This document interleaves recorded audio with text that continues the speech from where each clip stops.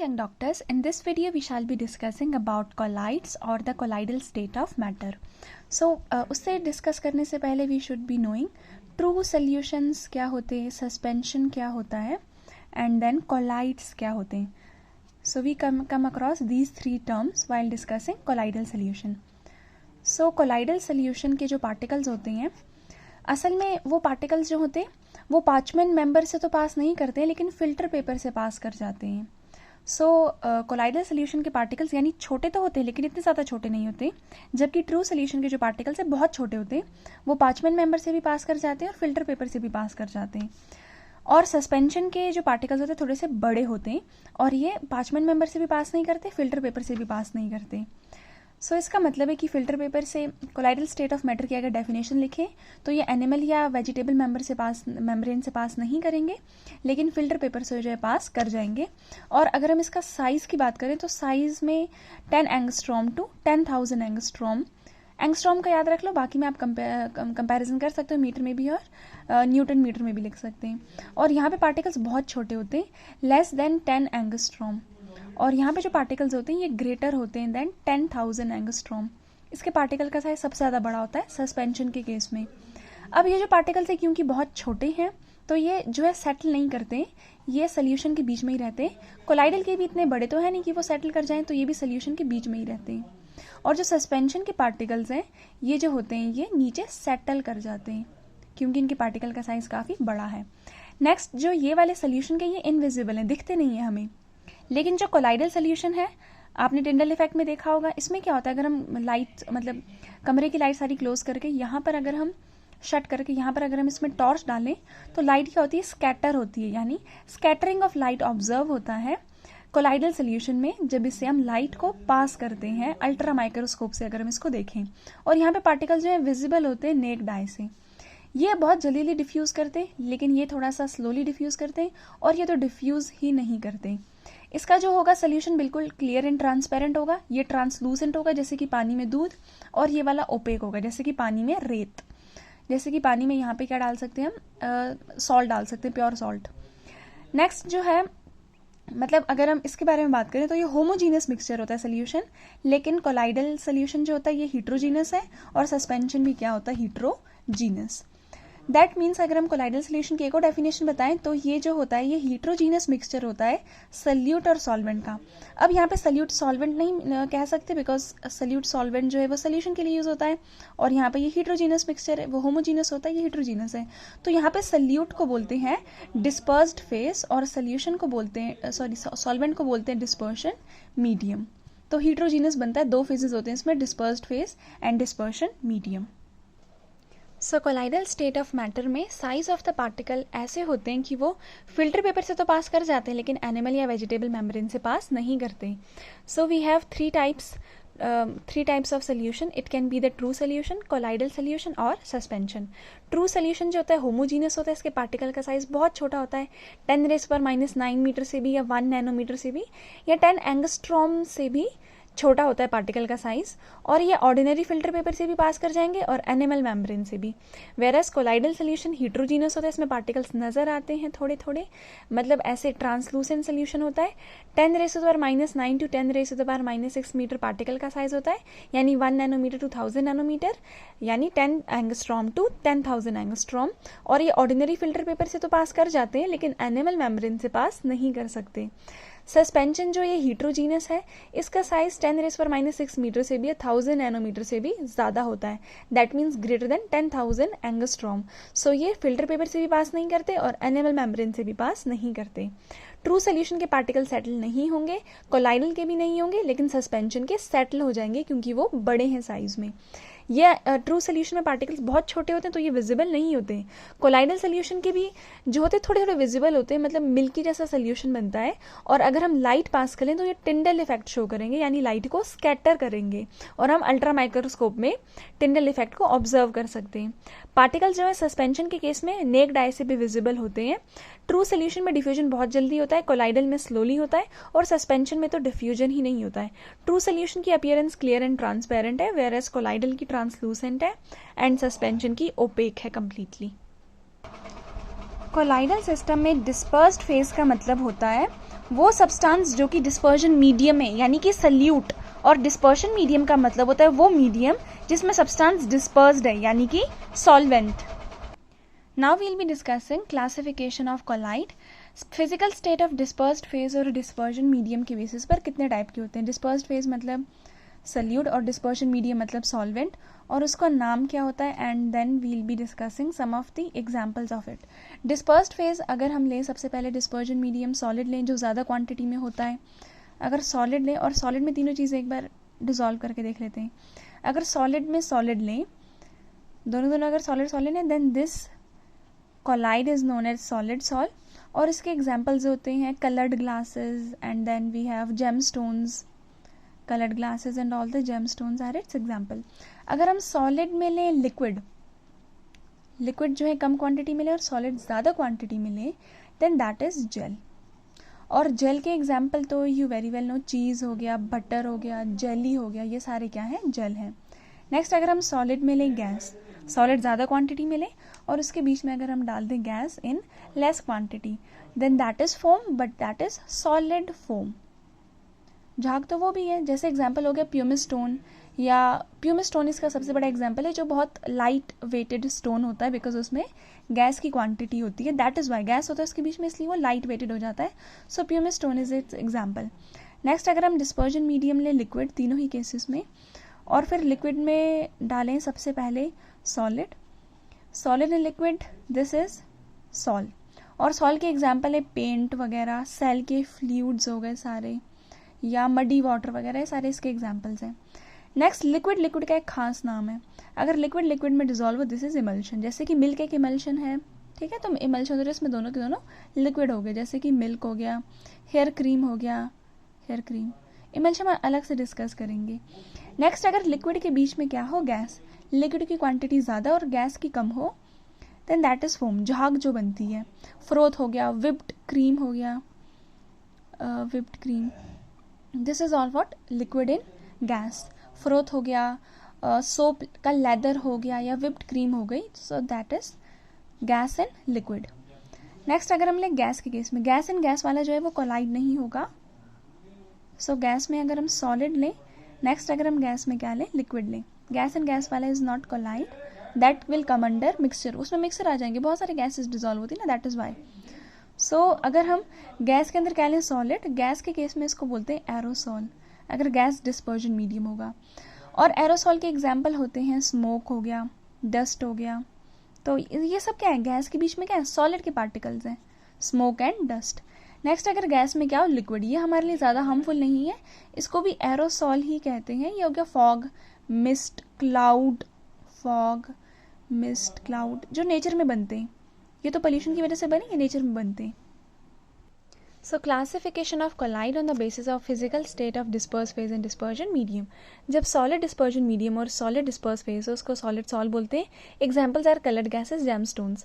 जब सॉलिड में लिक्विड हो उसको जेल बोलते हैं, चीज, बटर, जेली।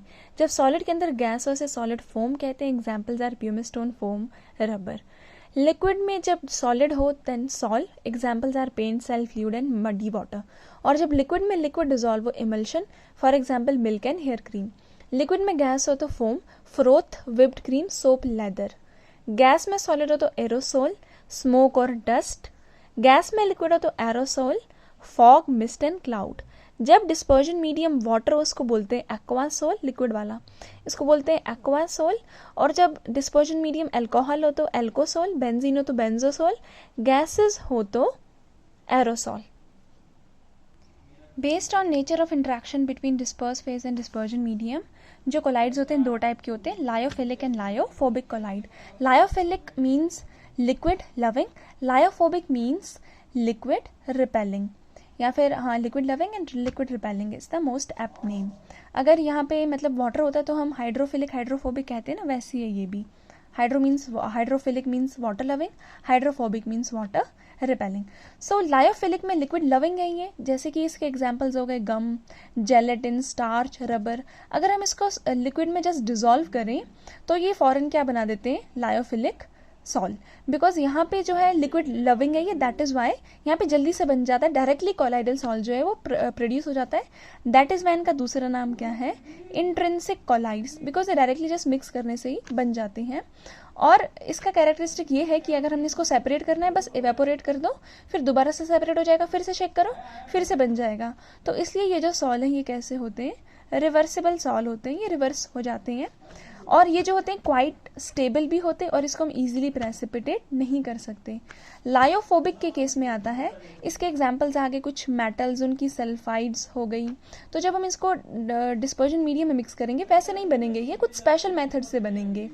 तो यहाँ पे जो बनते हैं उसको बोलते हैं लायोफोबिक, बिकॉज वो लिक्विड रिपेलिंग थे, वो डायरेक्टली मिक्स करने पर नहीं बना रहे हैं, क्योंकि यहाँ पे इनडायरेक्ट मेथड से बन रहा है, इसलिए इसको बोलते हैं एंड एक्सट्रिंसिक कोलाइड्स। और ये जो होते हैं ये जो है प्रेसिपिटेट या कॉग्यूलेट हो जाते हैं, दैट इज वाई इनकी स्टेबिलिटी ज़्यादा नहीं है, और अगर एक बार बन जाएंगे तो ये दोबारा से कोलाइड नहीं देते हैं जिससे ये बने थे, दैट इज वाई इनको बोलते हैं irreversible sol, they are irreversible sol. Lyophilic जो होते हैं ये ज़्यादा स्टेबल होते हैं लायोफोबिक से, क्योंकि ये जो होते हैं ये हाइड्रेटेड होते हैं सोल्यूशन में, जैसे गम होगा इसके चारों तरफ हाइड्रेटेड वाटर, मतलब वाटर मॉलिक्यूल ज़्यादा होंगे, तो ये हाइड्रेट होने की वजह से इनकी स्टेबिलिटी ज़्यादा होती है as compare to lyophobic sol. So यहाँ पे हमने देखा कि ये डायरेक्टली जस्ट मिक्स करने पर बन रहा था, यहाँ पे डायरेक्टली मिक्स करने पर नहीं बन रहा था, स्पेशल मेथड से बनता है। ये ज़्यादा स्टेबल होते हैं और ये ईजिली प्रेसिपिटेट या कॉग्यूलेट नहीं होते, लेकिन ये ज़्यादा स्टेबल नहीं होते, तो ये ईजिली प्रेसिपिटेट या कॉग्यूलेट हो जाते हैं, बस इसमें इलेक्ट्रोलाइट डालना है, इसको शेक करना है, प्रेसिपिटेट आउट हो जाएंगे। ये हाईली हाइड्रेटेड होते हैं, ये हाइड्रेटेड नहीं होते, ये रिवर्सिबल होते हैं और ये रिवर्सिबल नहीं होते हैं। ये जो होते हैं ये गम, स्टार्च, प्रोटीन वगैरह से बनते हैं, और ये इनऑर्गेनिक मटेरियल से बनते हैं, जैसे कि मेटल्स, उनकी सल्फाइड, और ये ऑर्गेनिक से बनते हैं। और इनकी जो विस्कोसिटी होती है हाई होती है, यानी ये ज़्यादा विस्कस सॉलिड है, इनके लेयर के बीच में रेजिस्टेंस ज़्यादा है, लेकिन इनके लेयर के बीच में रेजिस्टेंस उतनी ज़्यादा नहीं होती, जितनी नॉर्मल मीडियम में थी उतनी ही इसमें भी रहेगी। इनकी जो सरफेस टेंशन होती है वो लोअर होती है, लेकिन यहाँ पे ऐसा नहीं होता, यहाँ पे surface tension just dispersion medium से बना है, उसी के जैसे होगी इस सॉल की भी। सो बेसिकली हमने डिस्कस किया ease of preparation, stability, hydration, क्या ये रिवर्सिबल है और नॉट, एंड बस ये ज़्यादा इंपॉर्टेंट है। और इसके एग्जाम्पल इसमें ऑर्गेनिक आते हैं, इसमें इनऑर्गेनिक आते हैं। So classification of colloid based on nature of interaction between dispersed phase and dispersion medium. दो टाइप्स के होते हैं, लायोफिलिक और lyophobic. Lyophilic are liquid loving whereas lyophobic is liquid repelling. Gum, gelatin, starch, rubber जिसको just mix किया और colloidal salt बन गया। मेटल, सल्फाइड जिसको मिक्स करने से नहीं बनता है, स्पेशल मेथड से बनता है। यहाँ पे जो है डायरेक्टली मिक्स करने से ही बन जाता है, यहाँ पे डायरेक्टली मिक्स करने से नहीं बनता है। ये स्टेबल होता है और ये इजीली प्रेसिपिटेट या कॉग्यूलेट नहीं होता, यानी प्रेसिपिटेट्स इजीली फॉर्म नहीं करेगा। लेकिन ये जो है इजीली प्रेसिपिटेट हो जाएगा, बस इसमें इलेक्ट्रोलाइट डाल दो तो ये प्रेसिपिटेट हो जाएगा। ये हाइड्रेटेड होता है, यानी इसके जो मॉलिक्यूल्स होंगे उसके चारों तरफ वाटर मॉलिक्यूल्स जो है इकट्ठा हो जाएंगे, उसको हाइड्रेट करेंगे, हाइड्रेशन होगी यहाँ पे, लेकिन यहाँ पर इतनी ज़्यादा हाइड्रेशन नहीं होगी।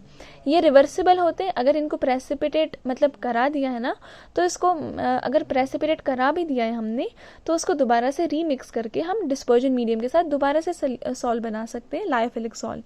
सो this is reversible in nature, whereas lyophobic is irreversible in nature. अगर इसको एक बार प्रेसिपिटेट कर दिया तो दोबारा सिंपली ऐड करके, सिंपल मिक्स करके हम डिस्पर्जन मीडियम के साथ लायोफोबिक सॉल्ट दोबारा से नहीं बना सकते। ये ऑर्गेनिक सब्सटेंस स्टार्च, गम, प्रोटीन से बनता है, और ये इनऑर्गेनिक मटेरियल मेटल और उनकी सल्फाइड से बनता है। Based on the type of particles of dispersed phase, colloidal sols 3 types के होते हैं, multi molecular, macromolecular and associated colloid. Multi molecular नाम से ही सजेस्ट कर रहा है, मल्टी मीन्स मैनी पार्टिकल्स जो होते हैं यहाँ पर इन्वॉल्व होते हैं। जब बहुत सारे डिस्पर्जन मीडियम में, मतलब बहुत सारे जो मॉलिक्यूल्स होंगे या एटम्स होंगे, उनका डायमीटर जो होता है 1 नैनोमीटर से भी छोटा होता है, इतने सारे मिलकर एग्रीगेट बनाते हैं, तो उसको बोलते हैं multi molecular colloid. For example जैसे कि S8 है, इसमें 8 सल्फर के एटम्स हैं, मिलते हैं तब जाकर S8 मॉलिक्यूल बनता है। जैसे कि गोल्ड सोल हो गया, इसमें भी बहुत सारे जो होते हैं मॉलिक्यूल्स, एटम्स मिलके ये पूरा मल्टी मॉलिक्यूलर कोलाइड बनाते हैं। Next is macro molecular colloid, जब इसमें बिग साइज के मॉलिक्यूल जिनका साइज काफ़ी बड़ा है और मॉलिक्यूलर मास भी उनका ज़्यादा है, अगर वो सोल्यूशन बनाए तो उसको बोलते हैं मैक्रोमोलिकुलर कोलाइड। इसमें एग्जाम्पल्स आते हैं पॉलीमर, जिनका मॉलिक्यूलर मास ज़्यादा होता है, वो नेचुरल भी हो सकते हैं, सिंथेटिक भी हो सकते हैं। नेचुरल जैसे कि starch, cellulose, protein, enzymes, gelatin. Man made भी हो सकते हैं, polythene, nylon, polystyrene etcetera. Next associated colloid, इसको माइसेल भी कहते हैं। सो एसोसिएटेड कोलाइड में क्या होता है कि ये लो कंसंट्रेशन पे तो ये नॉर्मल इलेक्ट्रोलाइट की तरह बिहेव करेंगे, लेकिन जैसे इनकी कंसंट्रेशन इंक्रीज कर दें तो ये एग्रीगेटेड पार्टिकल बनाते हैं, that is known as associated collide.